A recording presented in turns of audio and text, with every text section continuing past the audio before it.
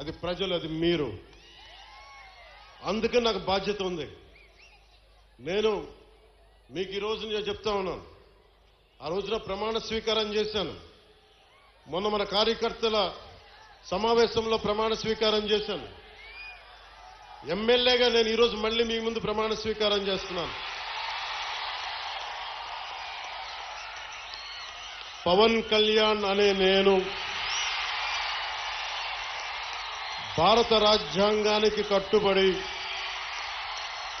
నన్ను అఖండ మెజారిటీతోటి గెలిపించిన నా పిఠాపురం పుర ప్రముఖులకు, పెద్దలకు, ప్రజలకు, యువకులకు, ఆడపడుచులకు, తల్లులకు, యువతులకు, ప్రతి ఒక్కరికి, అన్ని వర్గాల వారికి, ఎస్సీ, ఎస్టీ, బీసీ, ఓసీ, అన్ని మతాలు, ఇస్లాం, క్రిస్టియానిటీ, అన్ని కులస్తులందరికీ నేను హామీ ఇస్తున్నాను.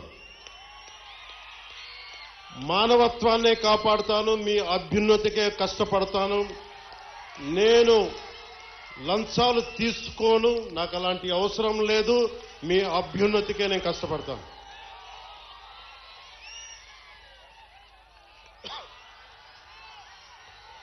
నేను చాలా రోజుల నుంచి మీకు చెప్తా ఉన్నా,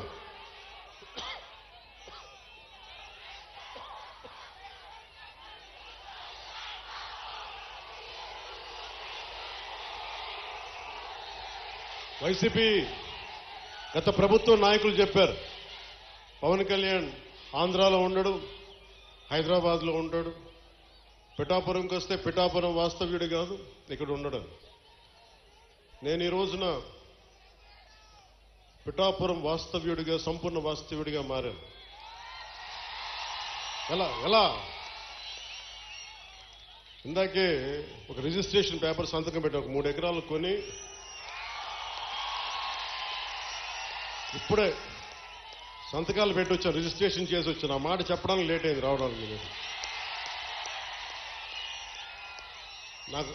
నాకు ఒక్కటే, నేను మీకు అండగా ఉండే వ్యక్తిని.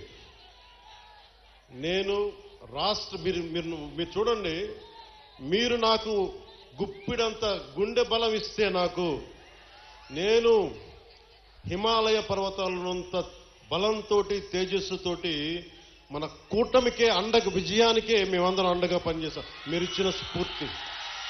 మీరు యువత ప్రతిసారి నలిగిపోతా ఉన్నారు. మన వెళ్తా అన్నా మాకు ఉద్యోగాలు లేవు, ఐటీ పరిశ్రమలు తీసుకురా అన్నా, మాకు పరిశ్రమలు తీసుకురా. ఇందాకెళ్తే దారి పొడవునా మాకు నీళ్లు రావట్లేదు. పక్కనే కేంద్రం మనకి గ్రాండ్ పథకంతో వచ్చే నీటి పథకాలు ఉన్నా కానీ పక్కనే 50 అడుగులు కూడా లేని పక్కనే ఉన్న గ్రామానికి నీళ్లు రావట్లా. వీటి వెనక కావాల్సింది అధికార యంత్రాంగాన్ని కొంచెం ప్రేమగా మాట్లాడి, బాధ్యతగా మాట్లాడి, గౌరవంగా మాట్లాడే పనిచేసే నాయకత్వం కావాలి. నేను అధికారులకి, మన నాయకులందరికీ ఒకటే చెప్పాను, నేను ప్రభుత్వ ఉద్యోగి కొడుకుని, ప్రభుత్వ ఉద్యోగులకి మేము గౌరవిస్తాం. నాయకులందరికీ చెప్పాను, మీరు ఎమ్మెల్యేలుగా గెలిచి అధికార యంత్రాంగం మీద జులుం ప్రదర్శిస్తే మటుకు క్రమశిక్షణ చర్యలు ఉంటాయి. అధికారులకి చాలా చాలా గౌరవం ఇవ్వండి. ఒకవేళ తప్పేదైనా ఉంటే అది మాట్లాడే విధానం వేరే ఉంటుంది. కానీ మీరు గత ప్రభుత్వం నాయకుల్లాగా దౌర్జన్యపూరితంగా బెదిరిస్తే పార్టీ పరంగా క్రమశిక్షణ చర్యలు ఉంటాయని చాలా రివ్యూ మీటింగ్లో చాలాసార్లు చెప్పాను నేను. ఎందుకంటే నోరు మంచిదైతే ఊరు మంచిది అవుతుంటారు. నేను ఒక అధికారి దగ్గరికి వెళ్ళి మీకు నీటికి రావాలి అంటే చొక్కా పట్టుకునో బూతులు తిడితే ఎవరు మాట్లాడతారు? మాట్లాడాలి. వాళ్ళ కష్టం కూడా అర్థం చేసుకోవాలి, వారి కష్టాలను కూడా అర్థం చేసుకునే మాట్లాడాను.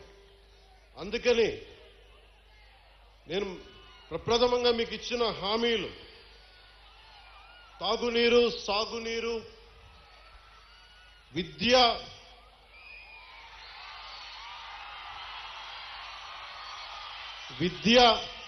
వైద్యం, ఉపాధి అవకాశాలు. ముఖ్యంగా తాగునీరుకు సంబంధించి కేంద్ర జల్ జీవన్ మిషన్